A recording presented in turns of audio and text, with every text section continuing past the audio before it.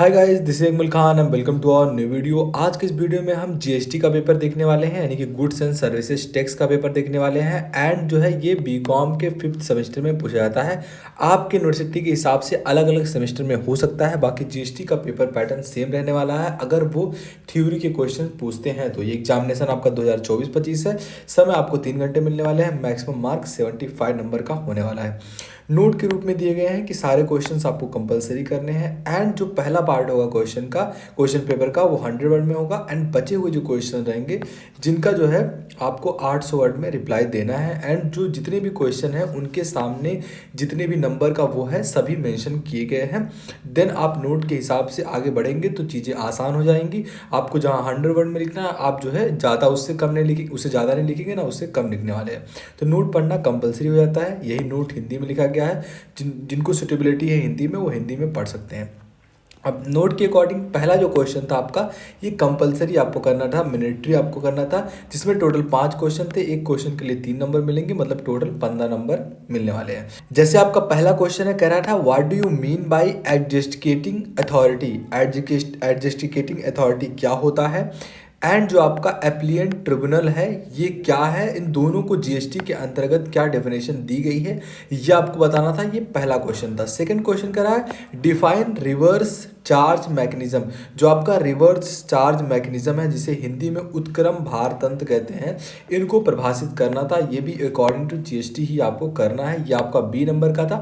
मतलब इसको कैसे लिखना है मैं बता देता हूँ कि आपको इसको कितने वर्ड में लिखना था, 100 वर्ड। 100 वर्ड मतलब आपका एक पेज, उससे ज़्यादा आप नहीं लिखेंगे। एक पेज में जितना भी आता है वो आपको लिखकर आगे बढ़ना है इस टाइप के क्वेश्चन के लिए, जिसके लिए आपको 3 नंबर मिलने वाले हैं। इससे ज़्यादा नहीं लिखना है। आगे बढ़ते हैं। 2 क्वेश्चन आपका हो गया पहले में। थर्ड नंबर यानी कि सी नंबर क्वेश्चन है explain the significant of GSTR 3B। जो आपका जीएसटीआर का फुल फॉर्म क्या होता है, जीएसटी गुड्स एंड सर्विसेज जो आपका टैक्स है रिटर्न, इसको करते हैं goods and services tax return.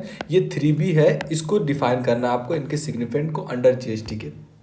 तो जो आपका जीएसटीआर 3 होता है, आपको पता होगा जीएसटी जो रिटर्न आप फाइल करते हैं उसके इस समय तक आपका 2024 12 नवंबर चल रहा है, मतलब 12 दिसंबर आपका 2024 है। तो इसके डेट पर 13 रिटर्न्स हैं। जैसे आपका जीएसटीआर 1, उसके बाद सीधा आपका आता है जीएसटीआर 3B, फिर जीएसटीआर 4, जीएसटीआर 5, जीएसटीआर 5A, 6, 7, 8, 11 तक जाता है। फिर आपका जो आपका कंपलसरी किया आता है, ये तो मैंडेटरी कहते हैं। एंड एक आपका होता है अपने आप से एडजस्ट हो जाता है, वो 3-4 प्रोविजंस रहेंगे, उसको देखना है। लेकिन हमको पूछा गया था कि जीएसटीआर 3B क्या है, इसको डिफाइन करना है आपको।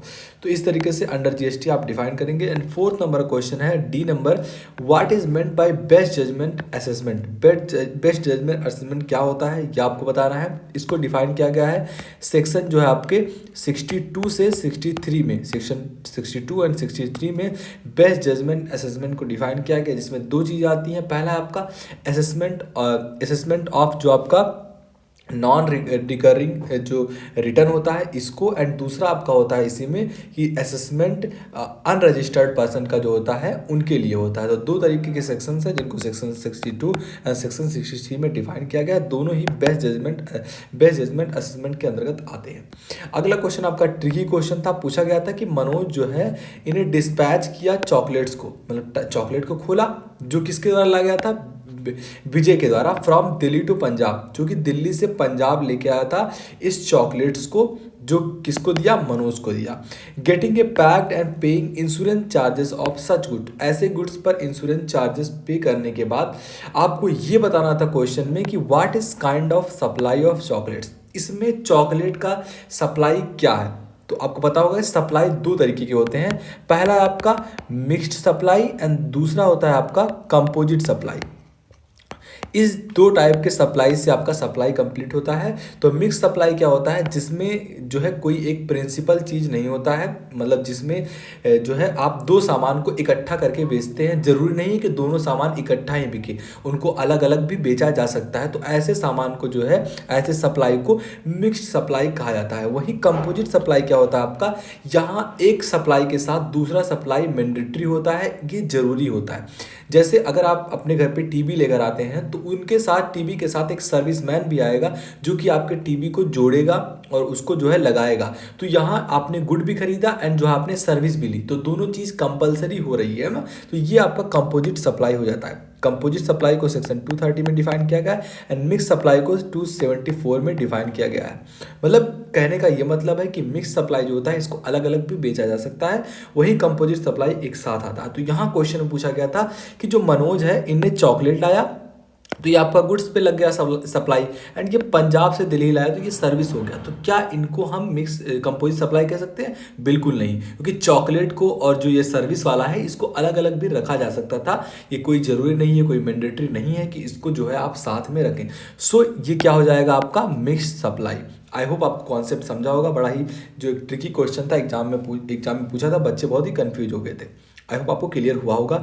अब यहीं पे आपका क्वेश्चन 1 खत्म हो रहा है। सेकंड क्वेश्चन की ओर हम बढ़ते हैं, जिसमें आपको 2 क्वेश्चन देखने को मिलेंगे। सेकंड क्वेश्चन में जैसे आपका ये क्वेश्चन एक दिख रहा है, ये क्वेश्चन, इन दोनों क्वेश्चन में से जो भी आपको आता है वो कर सकते हैं। पहला क्वेश्चन है जो कह रहा है describe the advantage and disadvantage of GST in India in Indian context. आपको इंडियन कॉन्टेक्स्ट के अंतर्गत जीएसटी को डिफाइन करना है कि कब जीएसटी इंडिया में आया, ये इनने कौन कौन से इनडायरेक्ट टैक्सेस को रिप्लेस किया, या फिर इनके क्या एडवांटेज हैं, क्या डिसएडवांटेज हैं, इनके बारे में डिस्कस करना है। तो जीएसटी बेसिकली क्या होता है? एक comprehensive multi state destination based tax होता है, जो ये डिफाइन करता है कि one indirect tax for a entire country.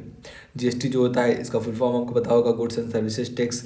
इसको जो है 29 जो आपका है 29 मार्च या शायद 23 मार्च को इसको जो है 2017 में इसको लोकसभा में लाया गया, एंड जो है 1 जुलाई को जो है 1 जुलाई को 2017 को जो है ये जो है पास हुआ लोगों तक। आई होप आपको ये पता होगा। एंड जीएसटी के बारे में एडवांटेज है, इनने जो है कास्केडिंग इफेक्ट को घटाया, डबल टैक्सेशन को घटाया, जो है प्लेनथोरा टैक्सेस को घटाया, प्लानिटी ऑफ टैक्सेस को घटाया, कास्केडिंग इफेक्ट को घटाया। तो बहुत सारी चीज़ों को जो है जीएसटी ने रिप्लेस किया, एंड इसको आपको लिखना था। इसका एडवांटेज एंड डिसएडवांटेज क्या है, ये आपका डिसेबिलिटी टैक्स के रूप में जाना जाता है। एंड सबसे मेजर डिफरेंस जो है डिसएडवांटेज क्या है जीएसटी का, कि इसमें जो होता है पेट्रोल जो है जो कि जीएसटी के अंतर्गत नहीं आता, एंड ये बहुत बड़ा डिसएडवांटेज है जीएसटी के लिए। तो इस तरीके से आप एडवांटेज डिसएडवांटेज लिख सकते थे। अगर वो क्वेश्चन नहीं आता है देन आप इस क्वेश्चन की भी जा सकते हैं। कह रहा है what are indirect taxes. Indirect taxes क्या होते हैं, एंड जो है इनडायरेक्ट टैक्सेस क्या होते हैं इसको बताना है आपको, एंड डिस्क्राइब करना है various type of indirect taxes before GST in India, कि इनडायरेक्ट टैक्स क्या होता है, एंड इनडायरेक्ट टैक्स जीएसटी के पहले भारत में कौन कौन से इनडायरेक्ट टैक्सेस लगाए जाते थे वो डिफाइन करना है। तो इस तरीके से इनडायरेक्ट टैक्स क्या होता है, आई होप आपको पता होगा। ये जो है इनडायरेक्टली कंज्यूम किया जाता है on the goods of services from consumer से, जो है कंज्यूम किया जाता है किस पर, गुड्स एंड सर्विसेज पर। जीएसटी होता है ये आपका रिग्रेसिव होता है नेचर में। ये जो है इसका जो है आप जो है बर्डन दूसरे पर शिफ्ट कर सकते हैं, जैसे मैन्युफैक्चरर ने सामान को बनाया एंड इन कंज्यूमर जो रहेगा वो जो है जीएसटी भरेगा उसका। तो जो है आप शिफ्ट कर सकते हैं बर्डन को। इस तरीके से जो है इनडायरेक्ट टैक्सेस के बहुत सारे डेफिनेशंस हो सकते हैं, एंड डिस्क्राइब करना आपको वेरियस मेथड। जैसे आपका पहला क्या था, इनडायरेक्ट टैक्स जीएसटी से पहले कौन कौन से इनडायरेक्ट टैक्सेस, सबसे पहला 5 टाइप के होते थे। पहला है आपका custom duty, central excise duty, central sale tax, VAT आपका होता था, सर्विस टैक्स। ऐसे इसको आप डिफाइन कर सकते हैं। अब दूसरा क्वेश्चन खत्म होता है। थर्ड क्वेश्चन कह रहा है आपका जो आपका अभिज्ञान है, जो आपका अभिज्ञान प्राइवेट लिमिटेड कंपनी है, इनने रजिस्टर किया furnish for the following information related goods sold by Rajan PVT limited को बेचा। ये आपके सामने पार्टिकुलर्स दिए गए हैं, सीरियल नंबर दिए गए हैं, प्राइसेस दिए कि कौन कौन से प्राइस के लिए कितना पे किया गया, एंड सारा कुछ उसी तरीके से दिया हुआ है। आप स्क्रीनशॉट ले सकते हैं अगर आप चाहते हैं तो, लिंक डिस्क्रिप्शन बॉक्स में पेपर डाल दूंगा, वहाँ से आप डाउनलोड भी कर सकते हैं। अब यहाँ आपको प्राइस करना है जो है net of the subsidy receipt हो गई है, ये आपको कंसीडर करना है। एंड यहाँ क्वेश्चन में पूछा गया था कि आपको जो है वैल्यू ऑफ टैक्सेबल सप्लाई आपको डिफाइन करना था, कितना जो है इसके सप्लाई पर टैक्सेबिलिटी की क्या वैल्यू है वो आपको डिटरमाइन करना है। तो ये आपका न्यूमेरिकल क्वेश्चन था। अब अगर न्यूमेरिकल आपको आता है तो बहुत अच्छी बात है, अगर नहीं आता है देन आप जो है इसकी ओर भी जा सकते हैं। ये क्वेश्चन यहाँ हिंदी में लिखा गया है, एंड यही क्वेश्चन आपका अथवा के रूप में है कि अगर न्यूमेरिकल नहीं आता है देन आप थ्योरी की ओर भी जा सकते हैं। कह रहा है explain the concept of supply in the following cases. जैसे आपका movements of goods, no movements of goods, import and export. तो सप्लाई क्या होता है बेसिकली, जब भी इनडायरेक्ट टैक्स या जीएसटी कभी भी अप्लाई होता है तो वो सप्लाई पर अप्लाई होता है। अगर सप्लाई वहाँ नहीं है देन उसको आप जो है जीएसटी के अंतर्गत कंसीडर नहीं करेंगे या फिर उस पर किसी भी तरीके का टैक्स नहीं लगने वाला। तो सप्लाई होना इंपॉर्टेंट है टैक्स जो है कलेक्ट करने के लिए। सप्लाई को डिफाइन किया गया है सेक्शन 7(1) में एंड 7(a) में इसके कुछ प्रोविजंस लिखे गए हैं, तो उसको आप देख सकते हैं। अगर कहेंगे तो इसका हम एक्सप्लेनेशन वीडियो भी बना देंगे। इसमें मूवमेंट्स ऑफ गुड्स, इसके टाइप में पूछा जाता है ना, movements of goods, no movements of goods, import and exports के बारे में वो वही लिखा गया है। ये आपको डिफाइन करना है, यही वही क्वेश्चन हिंदी में लिखा गया है। आगे 4th नंबर क्वेश्चन है, उसी तरीके से न्यूमेरिकल है कि अविनाश जो है रजिस्टर्ड पर्सन, आपको बताना है क्या बेसिकली कि जो आपको आईटीसी निकालना है, मतलब आपका इनपुट टैक्स क्रेडिट निकालना है। ये डाटा आपके सामने दिया गया है, पार्टिकुलर्स दिए गए हैं, तो आप निकाल सकते हैं आईटीसी, मतलब आपका इनपुट टैक्स क्रेडिट कैसे क्लेम होता है। इनपुट टैक्स क्रेडिट को डिफाइन किया गया है आपके सेक्शन जो है 256 में, सेक्शन 256 में इनपुट टैक्स क्रेडिट को डिफाइन किया गया है।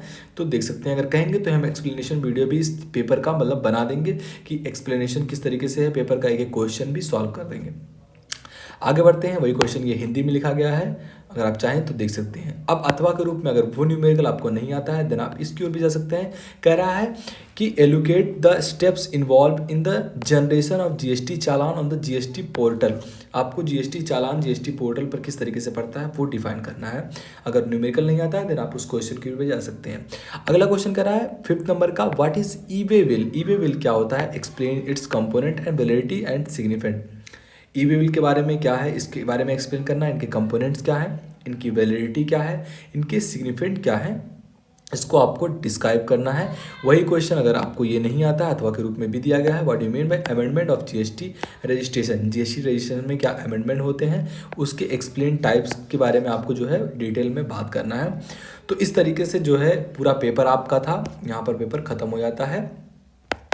तो अगर आप चाहेंगे तो इसका हम एक्सप्लेनेशन वीडियो भी बना देंगे। एंड अगर पेपर में कहीं भी डाउट हो, कोई क्वेश्चन समझ में ना आया हो तो let me know in comment box. मिलते हैं आपसे अगली वीडियो में, तब तक के लिए।